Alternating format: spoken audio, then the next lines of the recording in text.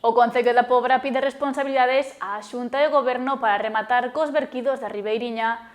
Exixen así a estas administracións que atallen canto antes o problema, asegurando que dende o municipio non teñen medios nin competencias suficientes. A Ribeiriña leva 4 meses sofrendo verquidos nas súas costas, un problema que farta aos veciños da zona e do que hoxe o alcalde da Pobra quixo dar explicacións. Exixiu así responsabilidades á Xunta e ao Goberno Central como administracións competentes na materia, asegurando que a posición do Concello leva tempo sendo clara. Penso que a posición do Concello quedou moi clara desde o principio, pero é importante incidir nela. Sobre todo tendo en conta que despois de case 4 meses o problema non só se solucionou, senón que está a adquirir dimensións cada vez máis graves. O máis preocupante deste asunto é que a estas alturas aínda non sabemos con seguridade de onde proceden os verquidos.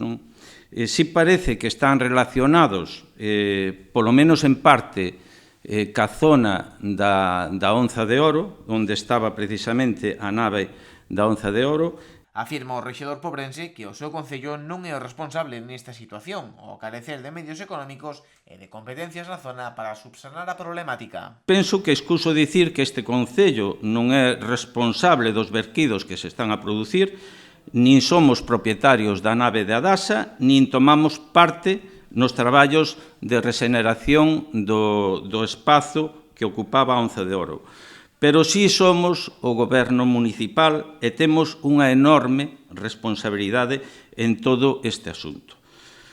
Debemos ser os defensores e a salvagarda dos intereses dos nosos veciños e, por suposto, debemos protexer os espazos naturais do noso concello, os nosos mares e a nosa ría e, por suposto, tamén os nosos bancos marisqueiros e a nosa riqueza pesqueira. Dende o Concello xa se mantiveron reunións coas administracións correspondentes. O pasado venres, o propio alcalde mantivo un encontro co responsable de Costas de Galicia, que lle amosou o seu compromiso cos verquidos. O que me transmiteu foi a súa enorme preocupación por este tema e que desde o primeiro momento non deixaron de traballar na búsqueda dunha solución.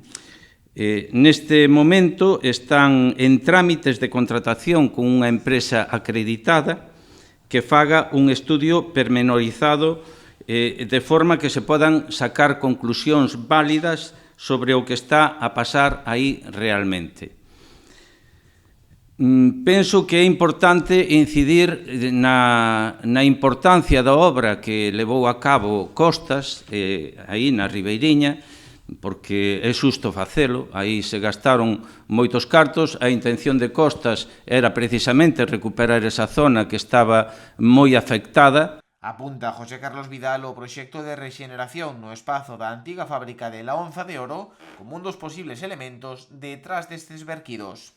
Aí tamén se pode dar unha situación complicada, non sabemos ata de agora si efectivamente os verquidos están ou non relacionados con esta outra parte, si se sabe que hai unha balsa de superficie con hidrocarburos e 2 depósitos soterrados que probablemente tamén deriven en unha posible contaminación do chan, do solo, e non sabemos hasta que punto pode ter incidencia na contaminación e nos verquidos que está habendo na zona da Ribeiriña. A nave de Adasa é outro dos factores que favorece estes verquidos que tanto tempo levan afectando aos veciños.